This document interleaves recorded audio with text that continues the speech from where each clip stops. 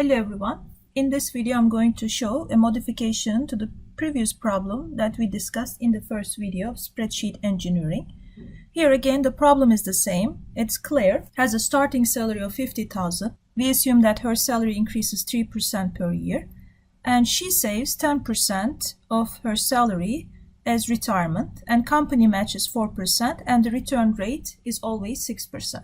And she will do these calculations for 30 years. So in the first problem, the assumptions that annual investments are made at the beginning of the year inflates the projected retirement savings. Therefore, to better mirror the real-life scenario, Claire will modify the formula to allow monthly contributions made at the end of each month. To do that, Claire needs to use the future value formula, future value function in Excel, which is FV, to find the end of the year value of monthly investment.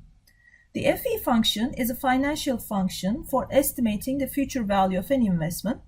So future value, let me write it here, is equal to, so we have first present value times 1 plus R represents the interest rate, to the power n, the number of periods. So we are going to assume here, when we calculate the future value, we have a compounding return. Since this is a monthly payment, present value times, we have payments due every month, 1 plus R divided by 12, because the return has to be divided into 12 months.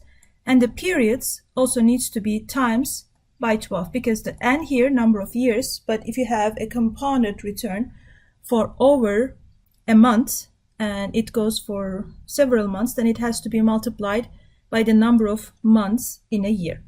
So how is this formula looks like in Excel? In Excel, future value formula is like that. Future value, and there's an equal sign here. And here we have the rate. Rate is the return rate, which is R in our original formula. And N per refers to the number of periods. And PMT is the monthly contributions to the retirement. And when I say monthly contributions, this includes the company pays and the Claire pays from her salary. And here you can include the present value, but present value has to be entered as a negative sign in the formula. And as well as the payments every month, and present value, which is a starting value for this retirement account, which starts with 0, but it increases over the periods. And here we have the type option.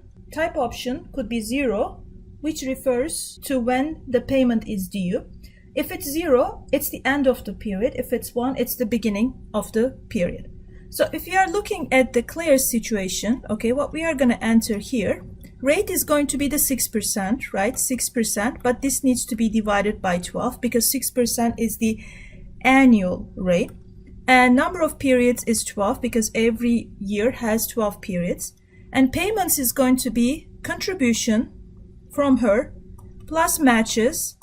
But this needs to be divided by 12 because we need monthly payments, and this needs to be entered negative in Excel. And present value for the first period, because its ending balance is 0, it's going to be 0, and type is going to be 0. So we are going to apply this into the Excel and calculate the returns. And we calculate the contribution first, which in this case the contribution is going to be the salary, 50,000. So the contribution is going to be, this is yearly contribution, 50,000 times 10%, which is 5,000. First row's contribution is going to be 5,000.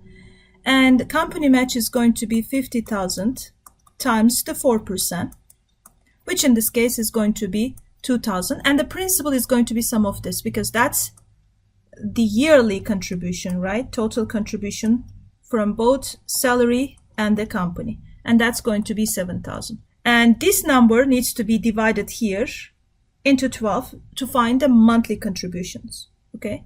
So as I'm repeating here, 6% divided by 12 to find monthly interest rate, number of periods 12. And here the amount of payments every month is contribution plus matches divided by 12, but it has to be entered negative. And the present value, which is the ending balance, which is 0 for the first month, is going to be 0. And we will enter here 0 because the contributions are made, or payments are made at the end of the period. So first let's calculate the contributions, and Claire is going to contribute 10% of her salary annually. So equal sign 50,000 times, which is saving rate, C5. And let's fix this cell. So therefore we have dollar signs around this cell, and then enter. Then 5,000 is going to be annual contribution. Let's calculate company match, equal sign, 50,000 times, this time company match is 4%. Again, we need to fix this cell. Therefore, I have dollar signs around this cell. And then enter 2,000. Principal is going to be the sum of 5,000 and 2,000, which is 7,000. So in order to calculate the return, we are going to use future value formula. And the first argument in the future value is the rate. So we take the return rate, but we need to fix this because always the return rate is going to be 6%. It's not going to change when we drag down this formula. Therefore, we fix the cell and divide this by 12 because we need monthly return. And the next argument is number of periods. Since in a year we have 12 months, we are going to include here 12. And the next argument is the payment. Remember, payment needs to be entered as a negative number. And here, the payments are going to be contributions plus the company match. But this needs to be divided by 12 because we want monthly contributions. And the present value of the existing retirement account is 0. But we need to enter this as a negative value again. And next, we are going to choose here 0 because we know that the payments are made at the end of the period. And next we are going to subtract the current year's contribution, company match, and previous year's ending balance from the value of the investment at the end of the current year will give you the investment return for the current year. So we are going to subtract in the parentheses this guy plus this guy plus this one. And close the parentheses and enter. So the return for the first period is going to be $195.74. And the ending balance is going to be principal plus the return. And that's it. When you drag down all these formulas, Excel is going to automatically calculate everything for this 30-year period, and you will find out the ending balance for the retirement account after 30 years. But let's do one more time, one more row to make sure we understand how we calculate it. So here, what we do is again, take this number and multiply this with 10% saving rate, which in this case, again, we need to fix this cell because I didn't drag down the formula yet. And that's the contribution. And company match is going to be the existing salary times, again, the company match rate. We need to fix this cell again. And remember, these are annual amount that the company and also the contribution from her. The principal is going to be here, this guy, plus this guy. In the first formula, we didn't include the 0, but we have to actually include the ending balance here. Okay, so this is going to be 14,405.74. And now we can apply the future value formula. First, the first one is rate. You take the rate and put a dollar sign here. And divide by 12. And next, the number of periods. And next, the payments, but payments has to be negative. And the payments are going to be this guy plus this guy. And then close the parentheses. Divide by 12 because it's monthly payment. And ending balance has to be negative because it's the present value of the existing retirement account, and we choose 0 here. And then we will subtract here contribution plus this guy and plus ending balance. And that's going to give us the return of $645. And now finally we can calculate the ending balance, which is the sum of principal plus the returns, and enter.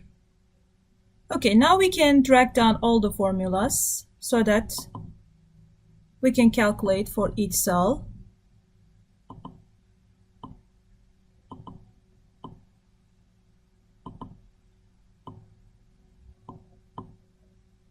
This spreadsheet model allows Claire to predict the ending balance of her retirement account by entering the values for the variables such as starting salary, saving rate, return rate, and etc. She can experiment with different values to see what impact they have on her retirement saving. And this spreadsheet model helps Claire make saving and investment decisions in order to maximize her retirement saving. So let's summarize what we have learned. When constructing an influence diagram, we should follow the following process. Start with the target output and identify the variables that directly influence the value of the target output. Ideally, each variable is independent of other variables. Second step is decompose each variable by identifying additional variables that you need to compute it. Continue this process until all influencing variables can no longer be decomposed. Each variable should only appear in the influence diagram once. Third, document the intermediate calculations needed as you decompose the target output and intermediate variables. And finally, make incremental improvements to the influence diagram.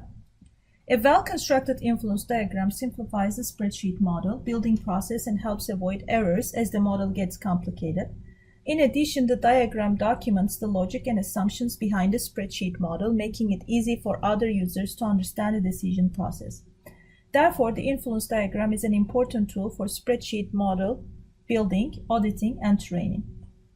Once a spreadsheet model is constructed based on the influence diagram, incremental improvements can be made to improve the model's accuracy and tenability. This is the spreadsheet engineering and influence diagram and how to use influence diagram in spreadsheet model building. Thank you for watching this video.